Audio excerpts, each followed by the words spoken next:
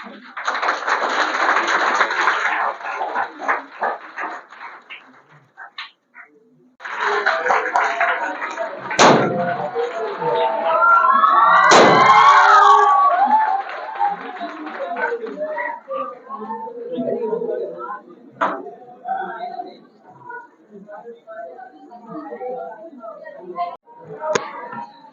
तो आप पूरे बिहार वासियों को बहुत बहुत इस शुभ अवसर पर उनको शुभकामनाएं देता हूं और यही कहना चाहता हूं कि किडनी जो है वो हमारे शरीर के लिए बहुत ही महत्वपूर्ण ऑर्गन्स है और इसका बचाने से ही हम सब शतायु हो सकते हैं।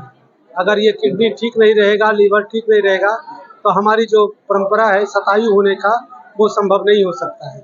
अगर शतायु होना है, दीर्घ लंबी आयु जीनी है और स्वस्थ रहना है तो किडनी को स्वस्थ रखना पड़ेगा और किडनी को स्वस्थ रखने के लिए हमारे खान पान को स्वस्थ रखना पड़ेगा, ब्लड प्रेशर कंट्रोल रखना पड़ेगा, ब्लड शुगर कंट्रोल रखना पड़ेगा और बाहरी जो स्ट्रीट फूड है, फास्ट फूड है, इस सब से बचना चाहिए।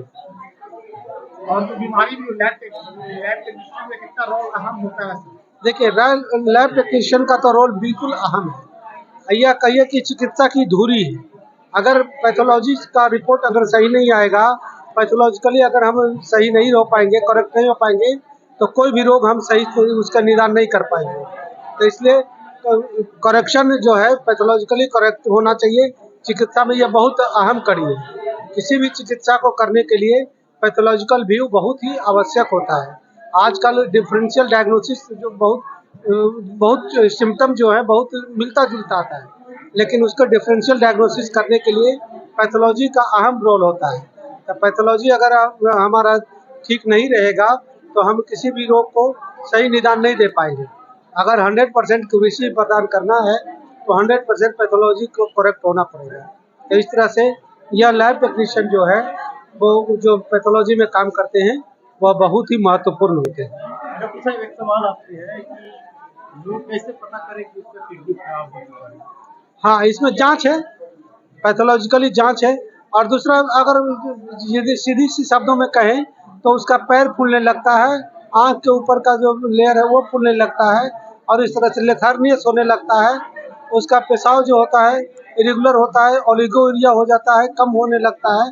तो ये सब जो है प्रारंभिक सिम्टम्स हैं। तो इस सब पर ध्यान दे देने से और जाकर के डॉक्टर से मिलने से पता चल जाएगा कि किडनी की परेशानी है। डॉक्टर साहब, आज की जो जनरेशन है बहुत नेग्लेक्ट कर रहे हैं, क्या संदेश देना चाहेंगे किडनी के बारे में? किडनी के बारे में यही संदेश देना चाहते हैं कि स्ट्रीट फूड, फास्ट फूड और फ्रीज फूड, ये तीनों फूड से बचना चाहिए और प्रारंभिक जो हमारा जो है पारंपरिक खान पान है उस पर ज़्यादा सजग होना चाहिए। धन्यवाद। सावधान रहने के लिए सबसे इम्पोर्टेंट चीज ये है कि आप अपना सेडेंटरी लाइफस्टाइल को बंद करिए। बहुत लोग ऑफिस में वर्क करते रहते हैं तो उसको अवॉइड करना है। दूसरी बात, अल्कोहल कंजम्पशन, स्मोकिंग, ये सब को बंद करना है। डाइट जो होना चाहिए प्रॉपर बैलेंस होना चाहिए। आपका जो है, बहुत लोग सोचते हैं कि नहीं प्रोटीन ले लेंगे तो हमारा किडनी खराब हो जाएगा। नहीं, अगर आपकी किडनी सही है तो अब जितना आपका वजन है उतना ग्राम प्रोटीन आपको चाहिए।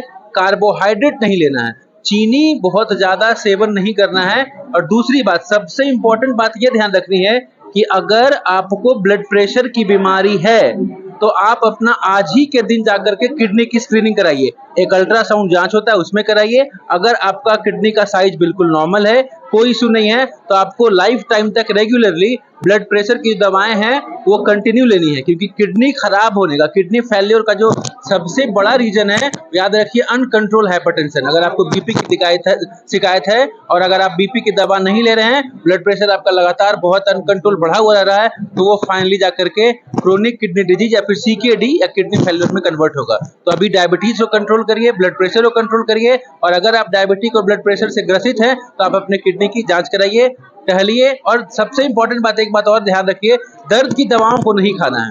दर्द की दवाएं बहुत सारे चूर्ण जो मिलते हैं कि आपको वैदिक चूर्ण दे रहे हैं, ये दे रहे हैं, घुटना में अर्थराइटिस है, गठिया, इसके लिए चूर्ण मिलता है, उन सब दवाओं में स्टेरॉइड्स मिला हुआ होता है और वो कहीं ना कहीं किडनी के लिए बहुत ही ज़्यादा नुकसानदायक है।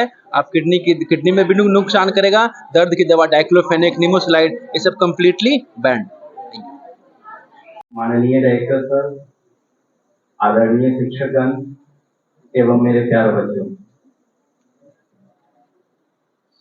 जैसा कि डायरेक्टर सर अपने मुखारबिंद से सब कुछ आप लोगों को बता दिए हैं, अब तो कुछ बोलने को बचा नहीं है, लेकिन मैं फिर भी आप लोगों को बताता हूँ कि जिंदगी में आप लोग जो भी पढ़ते हो वो एक प्रैक्टिकल करते हो और एक थ्योरी करते हो।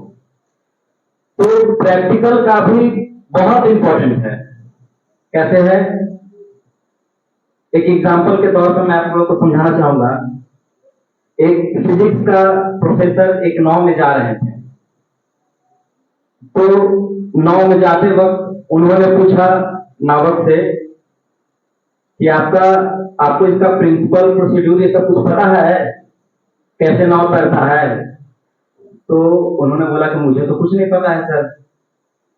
तब तो तुम्हारी लाइफ हाफ है, तुम्हारी लाइफ हाफ है।